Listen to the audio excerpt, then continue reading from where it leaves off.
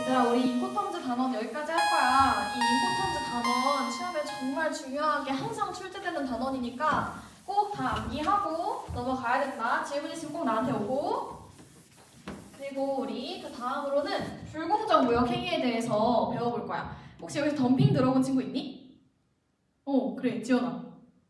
뭐라고? 만두? 지연이가 얘기했던 만두는 덤플링이야. 우리 지금 단원에서 배울 건 덤핑이야. 덤핑이 뭐야? 자국 상품을 다른 나라에 겁나 싸게 파는 거야. 쉽게 얘기하면. 이해되지? 이해가 안 된다는 눈치인데. 그러면은 내가 요거에 대해서 좀 설명도 할 겸 내 무역위원회 시절을 한번 얘기해 줄게. 10년 전 내가 25살일 때 나는 무역위원회에 취업하게 되었어. 무역위원회가 어떤 곳이냐고? 국가 간 무역 환경이 더욱 복잡해지는 상황에서 국내 기업의 실효적인 무역 안전망으로서 무역 구제 제도의 역할은 더욱 중요하다고 볼 수 있지. 그래서 나도 무역위원회의 일원으로서 공정한 무역 질서를 확립해 나가는 수호자가 되겠다고 다짐했어.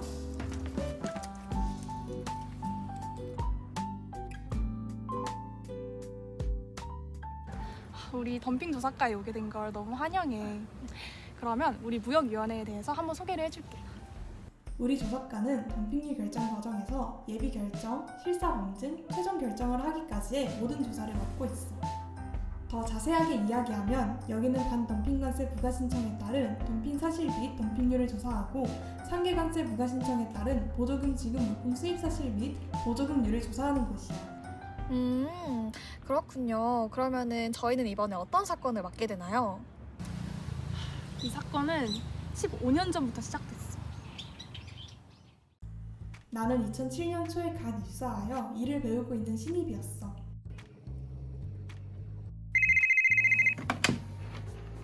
네, 무역위원회 덤핑조사과 고지수입니다. 무엇을 도와드릴까요? 저희는 PET 필름을 한국에서 직접 생산하여 판매하는 회사입니다. 그런데 중국과 인도에서 만들어진 PET 필름이 터무니없이 싼 가격으로 판매되어 저희 기업이 큰 피해를 입고 있어요. 무역위원회의 도움을 받고 싶은데 어떻게 하면 좋을까요? 네, 잘 전화 주셨네요. 많이 힘드셨겠어요. 그런 경우에는 기업의 실질적 피해 사실과 중국과 인도의 PET 필름 덤핑 사실에 대한 증거를 첨부하여 덤핑 방지 관세 부과 요청서를 무역위원회로 제출해 주시면 됩니다. 네, 감사합니다. 며칠 후 실질적인 증거가 첨부된 요청서가 무역위원회로 왔어. 이에 따라 우리 무역위원회는 요청인 적격, 증거의 충분성 여부를 검토하여 덤핑 조사를 개시하기로 결정했고 여러 번의 조사와 종합적인 검토 끝에 최종적으로 2008년에 덤핑 방지 관세를 부과하기로 결정했어. 네, 무역위원회 덤핑 조사과 고지수입니다. 무엇을 도와드릴까요? 저희 기업은 지난 2008년에 중국과 인도의 PET 필름에 관해 덤핑 방지 관세 부과를 요청했고 그 요청이 받아들여져 3년 동안 관세가 부과되었습니다. 그러나 그 기간이 끝났고 부과 종료 시 덤핑 및 국내 산업의 피해가 재발할 우려가 있다고 판단해 재심 신청을 하려고 합니다. 네, 알겠습니다. 재심사 요청서를 작성하여 보내주시면 검토하여 위원회에 회부하겠습니다. 이렇게 원심 1차, 2차 재심 모두 덤핑 수입으로 인해 국내 산업에 피해를 줄 수 있다는 점이 인정되어 각각 3년씩 덤핑 방지 관세를 부과해왔어. 3차 재심에 대한 덤핑 방지 관세 부과 기간이 2022년 9월에 종료되었고 이에 대한 연장으로 이번에 4차 재심을 요청받아서 하게 된 거지. 그렇군요. 이번 4차 재심은 시일사원도 함께 할 거야. 이번 분쟁에 대해서 내일까지 조사해와. 네.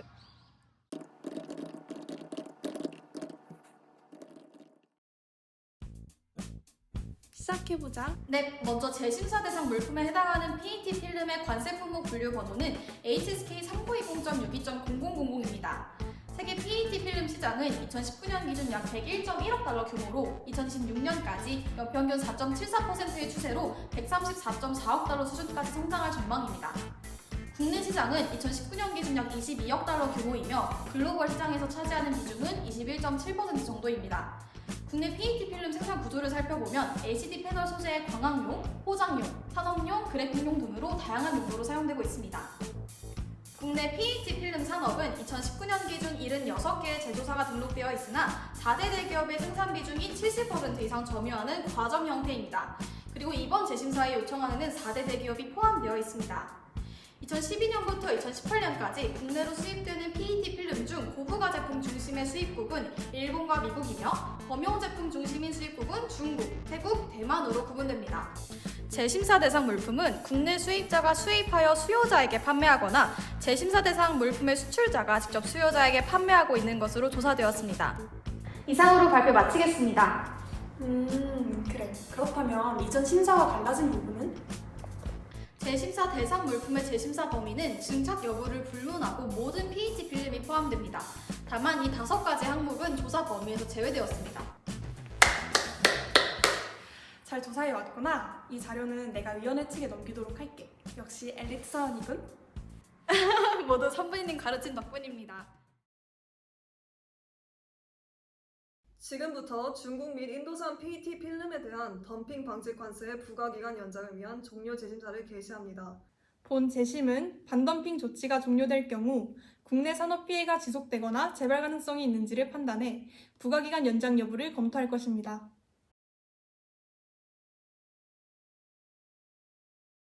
설령 재심사 기간인 2018년에서 2021년까지 동종 물품 요청인들의 판매량 및 매출액 등의 몇 가지 경영지표가 악화되었더라도 해당 기간 동안 요청인의 생산, 국내 판매, 손익 등 주요 경영지표는 개선되고 있었습니다.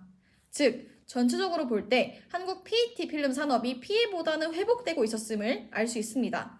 나아가 매출이 요청인들의 기대 수준에 미치지 못한 것은 재심사 대상 물품으로 인한 것이 아니라 한국 내 주요 PET 생산자들 또는 중국 외의 기타 국가 내 경쟁으로 인한 것이었습니다. 동종 PET 필름의 한국 내 생산자는 저희 회사를 비롯한 5곳밖에 없으며 이곳 4곳의 동종 물품 생산량의 합계가 국내 총 생산량의 약 70%에 달합니다. 또한 저희는 모두 조사 요청일 이전 6개월 이내에 재심사 대상 물품을 수입한 사실이 없습니다. 따라서 저의 경영지표 악화가 국내 동종 물품 생산자들 간의 경쟁이나 기타 국가의 경쟁 심화에서 비롯되었다는 것은 말이 되지 않습니다.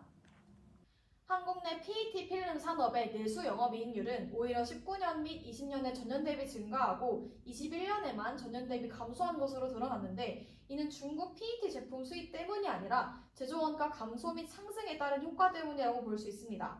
따라서 덤핑 방지 조치가 종료되더라도 재심사 대상 물품이 한국 내 PET 필름 산업에 미치는 영향은 제한적일 것입니다. 2021년 국내 산업의 내수 영업이익률이 18년 대비 증가한 배경에는 덤핑 방지 조치보다 동종 물품의 톤당 제조 원가가 재심사 대상 기간 동안 하락한 것이 일부 긍정적인 영향을 준 것으로 판단합니다. 그러나 재심사 대상 기간 동안 국내 소비가 증가하였음에도 재심사 대상 물품의 수입량은 연평균 감소함에 따라 국내 산업의 가동률 증가, 내수 영업이익률 개선, 생산성 향상 등 국내 산업의 피해 지표가 전반적으로 개선되어 덤핑 방지 조치의 효과는 분명히 나타나고 있었습니다.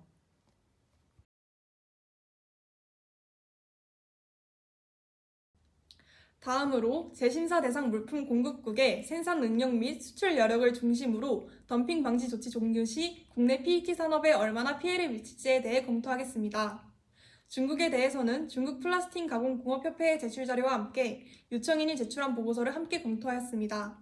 그러나 인도 공급자는 피요청인 질의서에 대한 답변서를 제출하지 않아 WTO 반덤핑 협정 규정에 따라 이용 가능한 자료를 바탕으로 검토하였습니다. 저희가 제출한 21년 자료를 보시면 중국의 PET 필름 생산 능력은 2018년도 1000톤에서 2021년도 1384톤으로 연평균 11.4% 지속 증가하였습니다. 그러나 설계 생산 능력과 유효 생산 능력은 엄연히 다릅니다. 유효 생산 능력은 제품 믹스의 변경, 정기적인 예방 정비 등으로 구분되는데 이는 설계 생산 능력보다 훨씬 작은 수준입니다. 따라서 단순히 생산 능력 수치의 증가를 기준으로 중국 제품이 한국에 피해를 미칠 것이라 예단하는 것은 적절하지 않습니다. 저희가 제출한 22년 우드 맥킨지 보고서에 기반해 반론하겠습니다. 중국의 PET 제품 가동률은 21년 60%대에 달하며 중국 내 총 수요량을 초과한 여유 생산 능력은 계속 증가하고 있습니다. 즉, 중국은 2021년에 이미 충분한 유효 생산 능력을 갖췄다고 볼 수 있습니다. 또한 22년 우드 맥킨지 보고서에 따르면 21년 기준 한국 시장은 전 세계에서 중국, 인도, 미국 및 일본에 이어 5번째로 큰 수요 국가이며 인구당 PET 필름 수요는 1위로 월등히 높은 수요를 가지고 있습니다.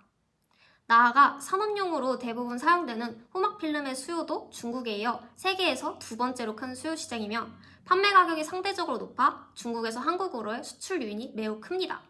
실제로 21년 기준 중국의 주요 PET 필름 수출국 중 한국에서 수출 가격이 가장 높게 책정된 적도 있습니다. 한국 시장이 중국 생산자에게 주류 수출 시장이라는 주장은 사실이 아닙니다. 21년 기준 중국의 생산 능력 대비 수출량 비중은 11.9%에 불과하며 중국의 총 수출량 대비 한국 수출량 비중이 8%로 명백히 낮은 수준입니다. 의원에는 중국의 생산 능력 및 수출 여력 관련 재심사 대상 물품 공급자로 선정된 피요청인이 조사실 질의서에 대한 답변서로 제출한 중국의 PET 필름 산업 지표에 대해 합리적이지 못한 부분이나 반박 의견이 없었는 바 이를 우선 활용하는 것이 타당하다고 결정합니다. 다음으로 인도의 PET 필름 수출 경쟁력에 대해 평가하겠습니다. 22년 우드 맥킨지 보고서에 의하면 생산 능력은 18년 1000톤에서 21년 1118톤으로 연평균 3.8% 증가하였음을 알 수 있습니다. 가동률은 21년 약 80%대를 유지하고 있으며 중국과 마찬가지로 여유 생산량도 증가하고 있습니다. 따라서 인도와 중국의 PET 필름 경쟁력과 한국 수출 시 미치는 영향을 비슷한 평가선상에서 판단하겠습니다. 덤핑 방지 종료 시 국내 PET 필름 산업에 미칠 영향에 대한 위원회의 의견은 조사실이 검토한 바와 같습니다. 중국이 전 세계 PET 필름 1위 수출국이고 주로 아시아 지역에 수출하고 있으며 21년 기준 한국은 중국의 PET 필름 4위 수출국입니다. 한국에서는 포장용뿐만 아니라 산업용 PET 필름까지 주로 생산되며 해당 제품들에 대한 수입 수요도 상대적으로 높습니다. 이때 21년 PET 필름 수출 단가가 한국이 가장 높아서 지리적으로 인접한 한국으로의 수출 요인이 가장 크다고 판단했습니다. 이런 상황에서 덤핑 방지 조치 종료 시 21년 기준 중국의 PET 필름 수출 여력의 약 8%만 한국으로 수출되어도 21년 국내 동종 물품 내수 판매의 절반에 가까운 상당한 규모의 피해가 있을 것으로 보입니다. 따라서 위원회는 덤핑 방지 조치 종료 시 국내 산업의 실질적인 피해가 재발될 가능성이 있는 것으로 결정하였습니다. 의원회는 덤핑의 지속 또는 재발 가능성을 판단하기 위하여 조사 보고서에 기초하여 덤핑 방지 관세 부과 이후 덤핑 사실 여부, 수입 물량의 변동, 공급자의 생산 능력과 수출 여력, 제3국 수입 규제 조치 현황 등도 함께 참고하였습니다. 분석 결과 미국, 인도네시아 등의 제3국에서도 중국 및 인도산 PET 필름에 대해 반덤핑 조치 중인 사실이 확인되었으며 전 세계적 PET 필름 수요 증가율보다 중국, 인도의 생산 능력 증가율이 더 높음을 확인하였습니다.